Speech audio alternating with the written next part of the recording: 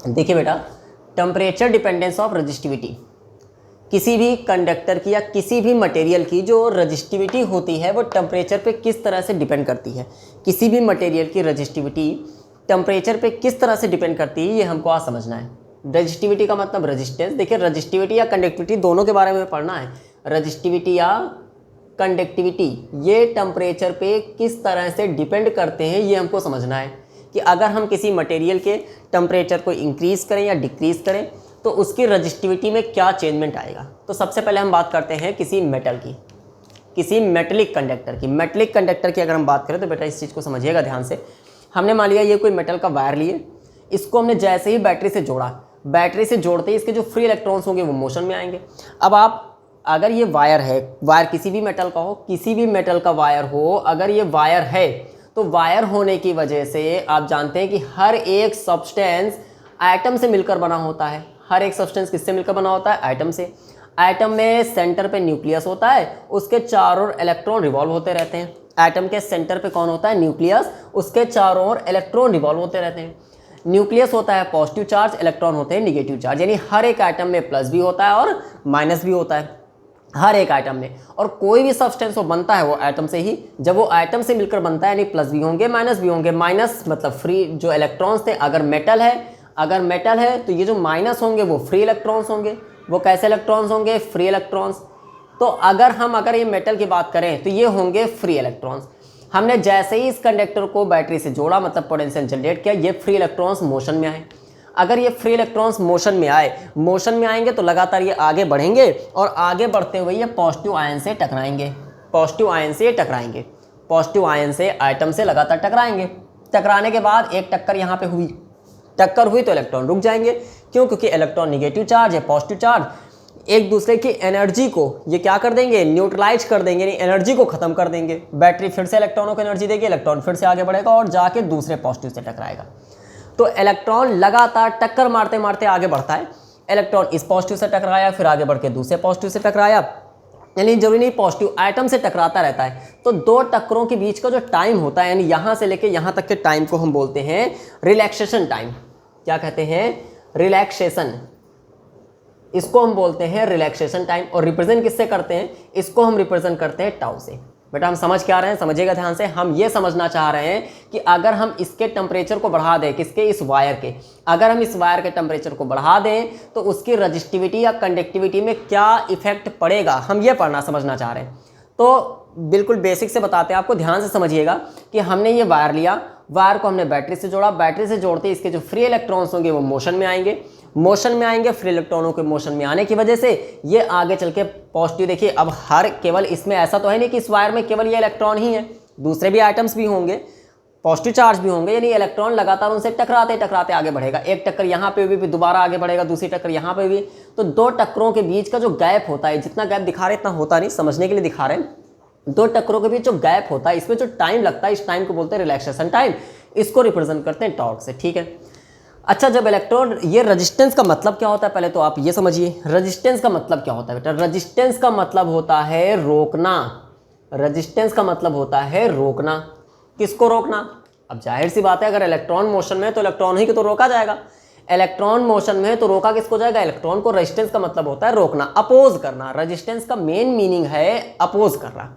Resistance का मतलब था अपोज करना। अब जो काम हो रहा है उसका अपोज करना। तो काम कौन सा रहा है? इलेक्ट्रॉन मोशन में है तो इलेक्ट्रॉन का अपोज करेगा। कौन अपोज करेगा? जब इलेक्ट्रॉन यहां से टकराएगा तभी तो इलेक्ट्रॉन रुका। अगर इलेक्ट्रॉन दोबारा जाके यहां पे टकराए तब रुका। अगर इलेक्ट्रॉन जल्दी जल्दी टकराने लगे तो जल्दी जल्दी रुकेंगे तो रेजिस्टेंस बढ़ जाएगा। रेजिस्टेंस क्या होगा? बढ़ जाएगा।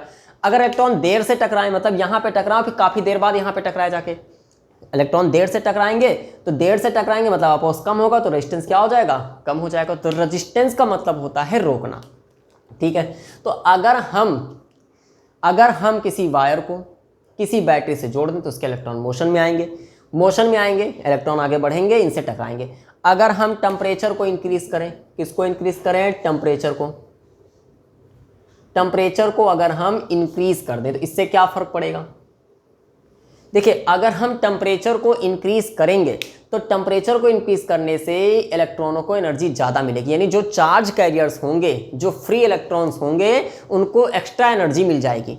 टेम्परेचर बढ़ाने से उनको एनर्जी मिलेगी, मतलब इनकी थर्मल वेलोसिटी बढ़ जाएगी। इन इलेक्ट्रॉनों की कौन सी वेलोसिटी बढ़ेगी? Thermal velocity. हम आपको बता चुके हैं 2 तरह की वेलोसिटी होती हैं, एक थर्मल वेलोसिटी और एक ड्रिफ्ट वेलोसिटी। तो टेम्परेचर की वजह से जो वेलोसिटी मिलती है उसको हम थर्मल वेलोसिटी कहते हैं। तो जैसे हम टेम्परेचर बढ़ाएंगे इलेक्ट्रॉनों की वेलोसिटी बढ़ जाएगी। इलेक्ट्रॉनों की वेलोसिटी बढ़ेगी, इलेक्ट्रॉन जल्दी कोलिजन जल्दी होगा। देखिए इलेक्ट्रॉन यहाँ के टकराए और इलेक्ट्रॉन बहुत तेजी से आगे बढ़े, यानी जल्दी कोलिजन होगा। और जब कोलिजन जल्दी होगा मतलब रिलैक्सेशन टाइम क्या हो जाएगा? घट जाएगा। यानी यहाँ टकराए फिर दोबारा फिर जल्दी से यहाँ टकरा गए, फिर जल्दी से आगे टकराएंगे, जल्दी कोलिजन होगा। क्यों कोलिजन जल्दी होगा? क्योंकि इलेक्ट्रॉनों की थर्मल वेलोसिटी बढ़ जाएगी। किसकी वजह से? टेम्परेचर की वजह से। याद रखिए थर्मल वेलोसिटी सिर्फ और सिर्फ टेम्परेचर पर डिपेंड करती है। जब टेम्परेचर बढ़ाया जाएगा तो थर्मल वेलोसिटी क्या हो जाएगी? बढ़ जाएगी।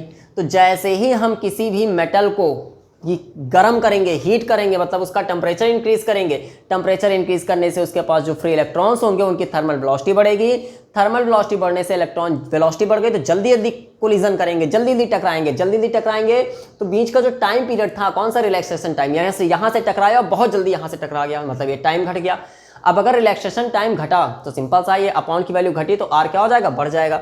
ये रेजिस्टेंस का फॉर्मूला होता है, ये आप पढ़ चुके हैं। रेजिस्टेंस का फॉर्मूला होता है R = ml_ne² टाउ ए। टाउ है रिलैक्सेशन टाइम। तो जैसे ही हम टेम्परेचर इंक्रीज करेंगे, टेम्परेचर इंक्रीज करने से थर्मल वेलोसिटी डिक्रीज होगी, टेम्परेचर इंक्रीज करने से थर्मल वेलोसिटी भी इंक्रीज होगी।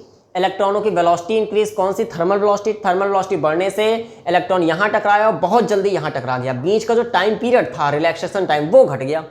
रिलैक्सेशन टाइम घटने से आर बढ़ जाएगा, क्योंकि फॉर्मूला देख रहे हैं आप R = ml_ne² टाउ ए।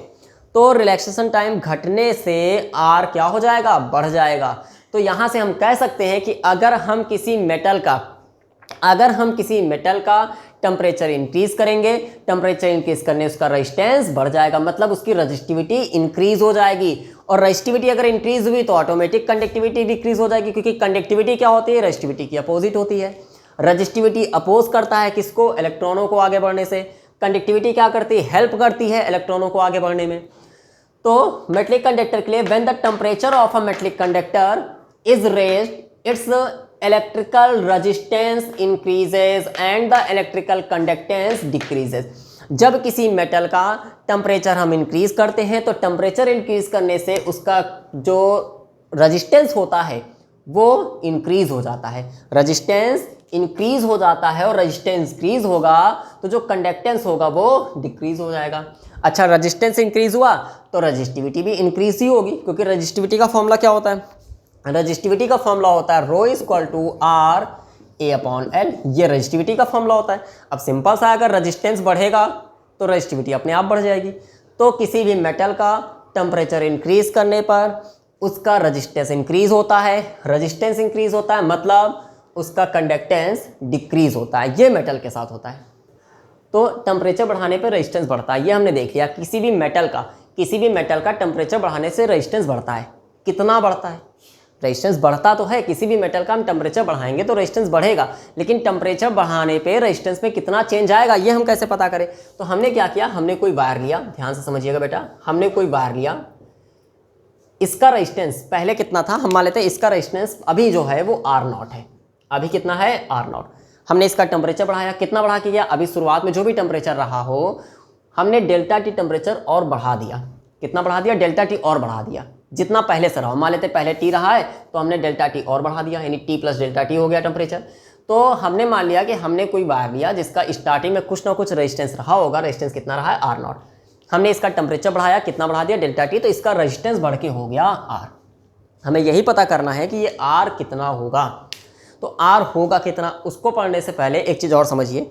हम क्या करें कि अगर हम कोई ऐसा वायर लें जिसका रेजिस्टेंस 1 ओम हो, जिसका रेजिस्टेंस कितना हो? 1 ओम हो, और हम इसका टेम्परेचर बढ़ाएं। एक कोई ऐसा वायर लें जिसका रेजिस्टेंस हो 1 ओम, हो, और हम इसका टेम्परेचर जो बढ़ाएं वो कितना बढ़ाएं? टेम्परेचर बढ़ा के इसका 1 डिग्री सेल्सियस टेम्परेचर बढ़ा दें, जितना पहले से रहा उससे 1 डिग्री सेल्सियस और बढ़ा दें। तब इसके रेजिस्टेंस में जो इंक्रीमेंट हुआ उसको हम कहते हैं थर्मल कोफिशिएंट ऑफ रेजिस्टेंस। यानी पहले जो रेजिस्टेंस था वो 1 ओम था और हमने इसका टेम्परेचर कितना बढ़ा दिया, 1 डिग्री सेल्सियस बढ़ा दिया, तो इसका रेजिस्टेंस भी बढ़ा होगा क्योंकि पहले रेजिस्टेंस कुछ ना कुछ था, जब टेम्परेचर बढ़ाएंगे तो रेजिस्टेंस बढ़ेगा, कुछ ना कुछ बढ़ा होगा। तो जितना रेजिस्टेंस बढ़ता है उसको कहते हैं टेम्परेचर कॉफिशिएंट ऑफ रेजिस्टिविटी या रेजिस्टेंस, उसको हम कहते हैं टेम्परेचर कॉफिशिएंट ऑफ रेजिस्टेंस या रेजिस्टिविटी, और इसको रिप्रेजेंट करते हैं अल्फा से।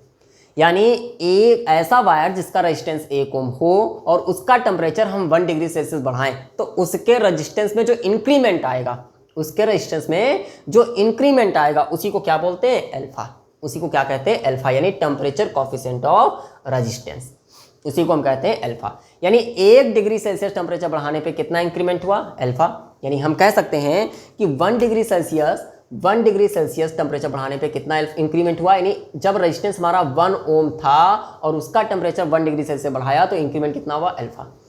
हम रेजिस्टेंस टेम्परेचर को बढ़ा के अगर डेल्टा टी करें, 1 ओम रेजिस्टेंस 1 ओम रहने दिया, देखिए समझिए फिर से ध्यान से, 1 ओम के रेजिस्टेंस का टेम्परेचर जब 1 डिग्री सेल्सियस बढ़ाया तब इंक्रीमेंट हुआ अल्फा। तो जब डेल्टा टी टेम्परेचर बढ़ाया तो इंक्रीमेंट कितना होगा, अल्फा डेल्टा टी, तब इंक्रीमेंट कितना होगा, अल्फा डेल्टा टी, ठीक है, तब इंक्रीमेंट कितना होगा, अल्फा डेल्टा टी, कितने ओम का, 1 ओम का। अच्छा, लेकिन अगर हम R0 ओम ले, यानी कितना ओम ले, R0 ओम का टेम्परेचर अगर हम बढ़ाएं कितना, डेल्टा टी, तब इंक्रीमेंट कितना होगा, alpha delta T into R0। ये बात बेटा समझ में आई। इस चीज़ को समझने की कोशिश करिए कि जब हमारा जो वायर था उसका रेजिस्टेंस 1 ओम था और हमने टेम्परेचर बढ़ाया 1 डिग्री सेल्सियस, 1 ओम का टेम्परेचर 1 डिग्री सेल्सियस बढ़ाया तब इंक्रीमेंट कितने का हुआ, अल्फा का हुआ, तब इंक्रीमेंट कितने का हुआ, अल्फा का हुआ, ठीक है। अगर हम डेल्टा टी टेम्परेचर बढ़ा दें, यानी 1 की बजाय डेल्टा टी करार दें, तो डेल्टा टी बढ़ाने से इंक्रीमेंट और ज़्यादा होगा, क्योंकि 1 से इंक्रीमेंट अगर अल्फा का हुआ तो डेल्टा टी टेम्परेचर और ज़्यादा, टेम्परेचर बढ़ाने पे इंक्रीमेंट और ज़्यादा होगा, तो यानी ज़्यादा होने से डेल्टा टी था मल्टीप्लाई में होगा अल्फा डेल्टा टी। लेकिन अभी तक क्या चल रहा था, 1 ओम ही रेजिस्टेंस चल रहा था, लेकिन रेजिस्टेंस भी अगर हम R0 कर दें तब इंक्रीमेंट कितना हुआ, तो 1 ओम रेजिस्टेंस पे इंक्रीमेंट अल्फा डेल्टा टी था, तो R0 पे इंक्रीमेंट कितना होगा, अल्फा डेल्टा टी R0, ये इंक्रीमेंट हुआ। तो अगर हम इस चीज़ को यहाँ से सिर्फ समझने के लिए था, अगर यहाँ से इसको हम समझें तो ध्यान से देखिए क्या था, यहाँ से हम कहें कि पहले जो हमारा जो वायर था उसका रेजिस्टेंस R0 था, हमने टेम्परेचर बढ़ाया डेल्टा टी, तो नया रेजिस्टेंस कितना हो गया, R हो गया, नया रेजिस्टेंस कितना हो गया, R। लेकिन ये नया रेजिस्टेंस R होने में बढ़ा कितना था, बढ़ा इतना था, यानी जो नया रेजिस्टेंस R था वो कम मिला जब हम R0 में और जोड़ें, कितना जोड़ें, अल्फा डेल्टा टी R0। कुछ बात समझ में आई, फिर से इस चीज़ को समझिए हम क्या बताना चाह रहे हैं। कहने का मतलब ये था कि हमारा जो वायर था उसका रेजिस्टेंस शुरुआत में R0 था, हमने टेम्परेचर उसका डेल्टा टी बढ़ाया तो अब रेजिस्टेंस R हो गया, तो रेजिस्टेंस R कब हुआ, यानी R0 से कुछ बढ़ गया, R0 से बढ़ गया, बढ़ने का मतलब जुड़ गया, कितना जुड़ा, इतना जुड़ा, ठीक है, क्यों, क्योंकि टेम्परेचर डेल्टा टी बढ़ाया था और कितने पे, R0 पे। तो पहले रेजिस्टेंस हमारा R0 था, टेम्परेचर बढ़ाने पे R हो गया, तो जो R हुआ उसको कैसे फाइंड करेंगे, उसके लिए फॉर्मूला बनेगा R = R0 plus alpha delta T R0।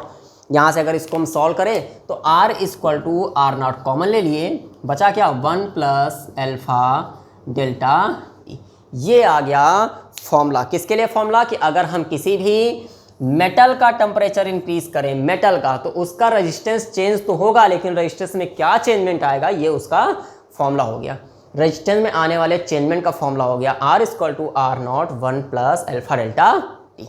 Clear, ये फॉर्मूला हो गया।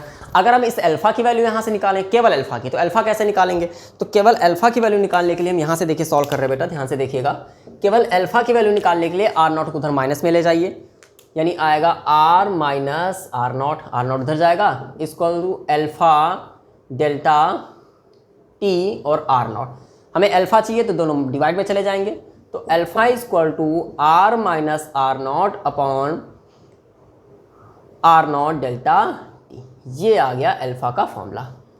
मेन कॉन्सेप्ट ये समझने वाला था कि 1 ओम रेजिस्टेंस का टेम्परेचर 1 डिग्री सेल्सियस बढ़ाने पे जो इंक्रीमेंट होता था उसी को नाम देते थे अल्फा।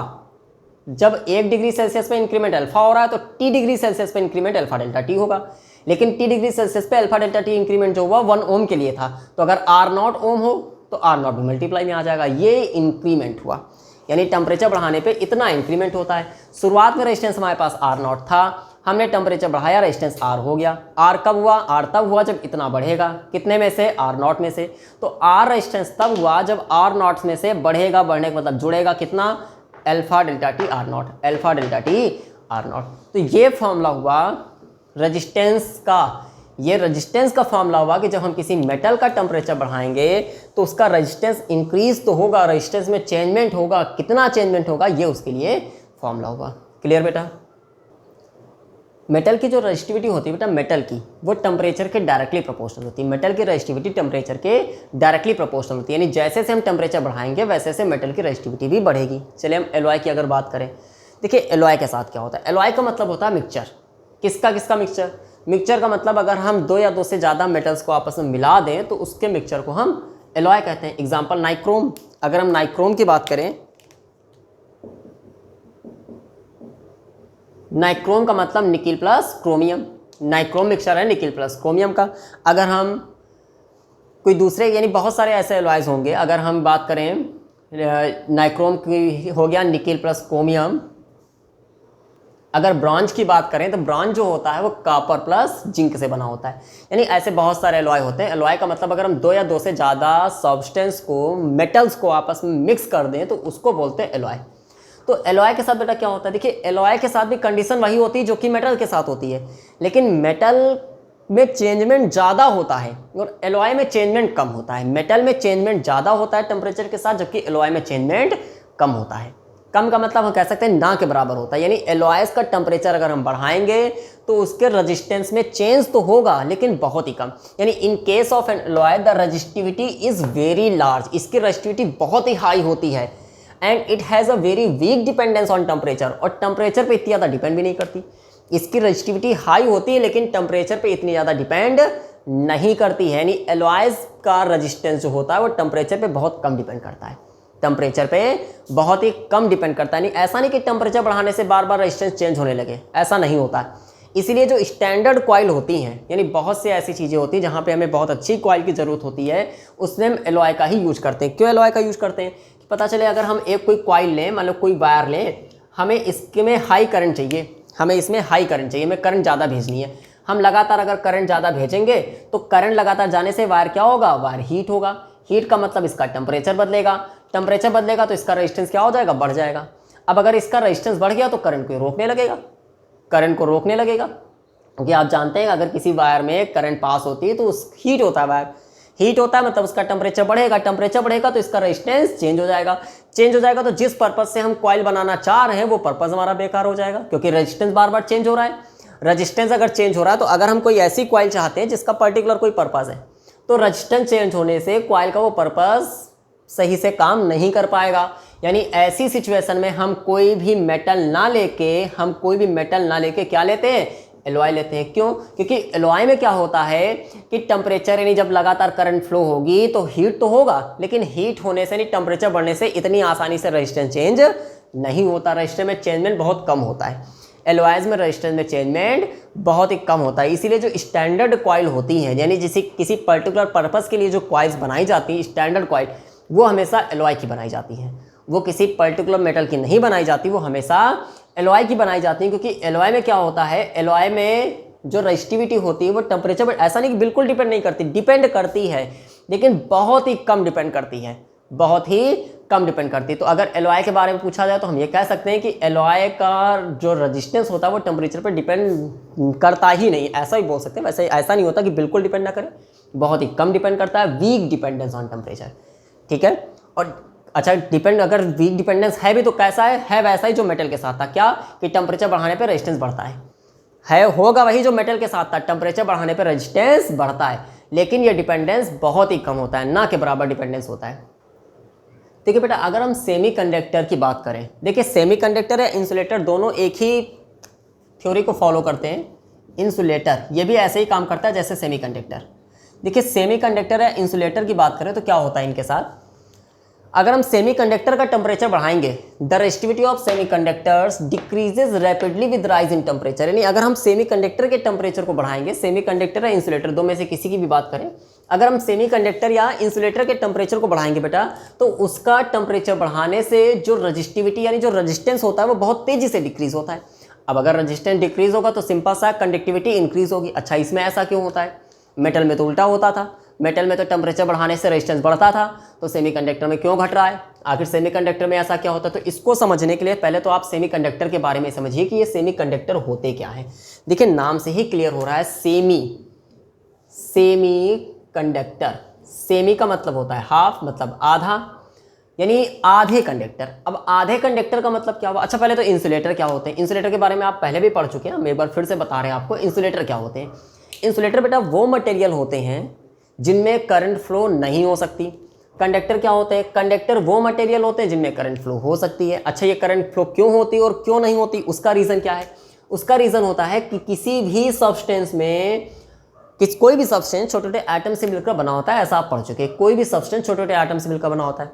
एटम के सेंटर पे होता है न्यूक्लियस, उसके चारों ओर इलेक्ट्रॉन रिवॉल्व होते हैं। उसके चारों ओर कौन रिवॉल्व होते हैं? इलेक्ट्रॉन। अब अगर ये इलेक्ट्रॉन रिवॉल्व होंगे, ये इलेक्ट्रॉन जो होते हैं वो अपने न्यूक्लियस के साथ एक इलेक्ट्रोस्टैटिक फोर्स के साथ बंधे होते हैं।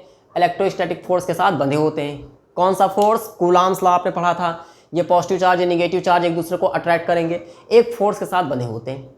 अगर किसी तरह से ये इलेक्ट्रॉन हो जाए फ्री, कैसा हो जाए? फ्री हो जाए। अगर किसी तरह से ये इलेक्ट्रॉन हो जाए फ्री, इलेक्ट्रॉन फ्री होगा तो ये मूव करेगा, मोशन में आएगा। अगर इलेक्ट्रॉन मोशन में आएगा तभी तो हम बोलेंगे हमको करंट मिल रहा है, क्योंकि करंट क्या है? Flow rate of charge. Current क्या है? Flow rate of charge. Current है चार्ज का फ्लो रेट, यानी जब चार्ज फ्लो करेगा, चार्ज क्या है? चार्ज का मतलब इलेक्ट्रॉन, क्योंकि चार्ज किसके पास होता है? इलेक्ट्रॉन के पास। जब चार्ज फ्लो करेगा तब हमको मिलेगी करंट। अब चार्ज अगर फ्लो करेगा, कब फ्लो करेगा? जब मोशन में होगा। कौन मोशन में होगा? इलेक्ट्रॉन। इलेक्ट्रॉन मोशन में कब होगा? जब फ्री होगा।